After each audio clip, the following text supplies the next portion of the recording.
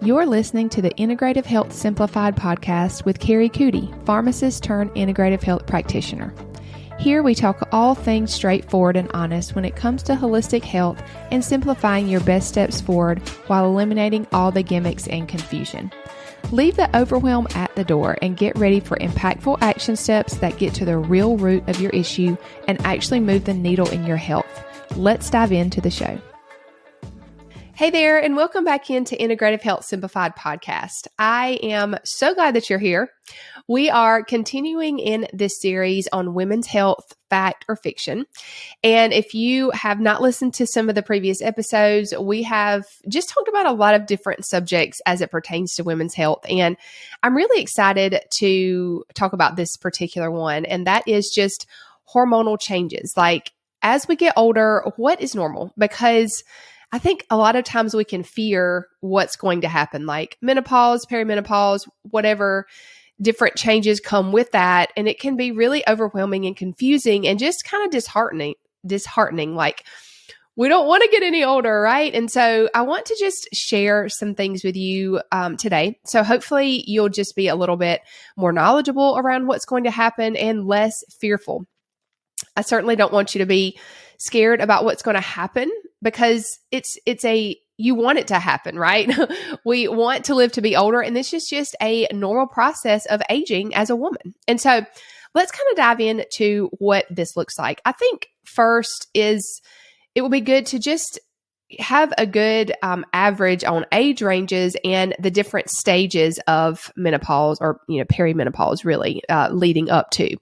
And so before I talk about the ranges and some different things that happen within these ranges, I think it's good to note that these are averages. I am just giving you the averages on these age ranges.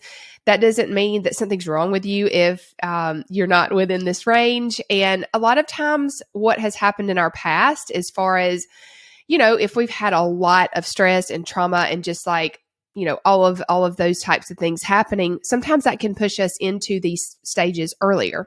And so don't feel like you're broken or anything like that if this age range that I'm going to share doesn't really fit where you're at.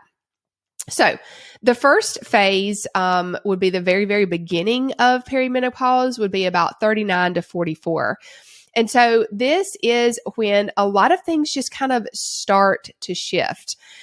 Maybe you won't be able to snap back like you used to. A lot of the things that you were previously doing, maybe like workout or eating wise, etc., they just won't really work anymore.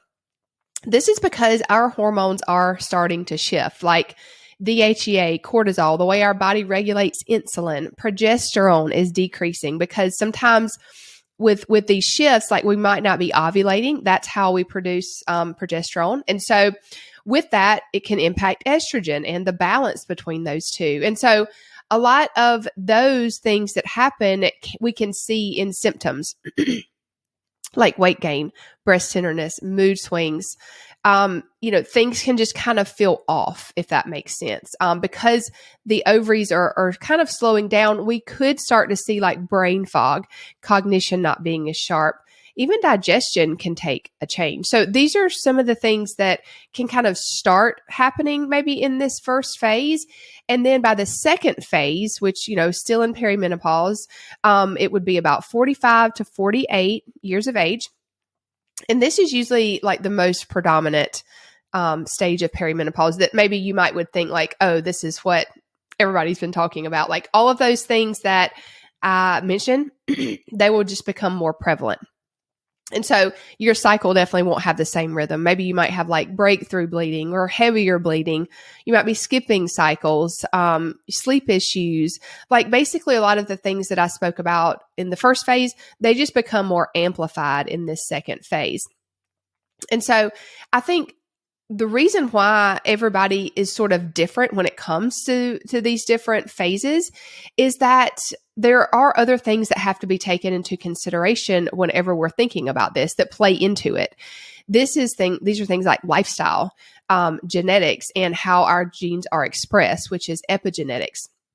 Cellular health, environment, stress can play a huge role in basically how our body is taking to these changes. Like every woman is going to go through the changes, but it kind of just depends on how our body accepts those changes, I guess, or works through those changes as far as what symptoms we might feel and then when we might go through these changes. And so something like estrogen production really slows down. And this is where your adrenal health really matters and your liver health really matters, your gallbladder, your gut, like all of these things really matter when you think about how well maybe you're going to go through this shift. And so whenever our hormones kind of slow down a little bit, they kind of change in this, our thyroid really matters in the way that our body produces energy and works through some of the different changes. And so thyroid health is a really, really big player when we think about all of this as well. And so I mentioned the first phase, the second phase, the third phase would be more like 49 to 55 years of age. And this is what we call like late perimenopause. And this is kind of obviously the last phase before you're in full-blown menopause. And to really know if you're in menopause, you would need a full calendar year where you don't have a cycle. And that's where you would really be in phase 4, which the average for the cycle to completely stop is about 52. So the average age for menopause is around 52. But I think that it's so important to consider, again, a lot of the lifestyle things that I mentioned. And that's really honestly where I like to spend a lot of my time and focus when I work with clients is let's talk about all the things that influence how our body is going to process these changes. Again, these are things like adrenal health, liver, gallbladder, gut health, thyroid, like all of those are the big players when you think about why does somebody do better maybe in going through this change than others? Why are some people struggling so bad when it comes to these types of symptoms that, hot flashes, the weight gain, the irritability, like those are 3 that I hear a lot.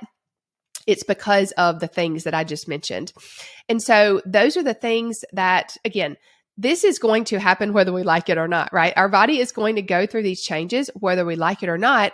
What can we do to help the situation be better, help our body go through these changes better? We can work on adrenal, liver, gut, thyroid. Like we can work on all of these systems to help take the load off of them, help make sure our body has what it needs to function properly.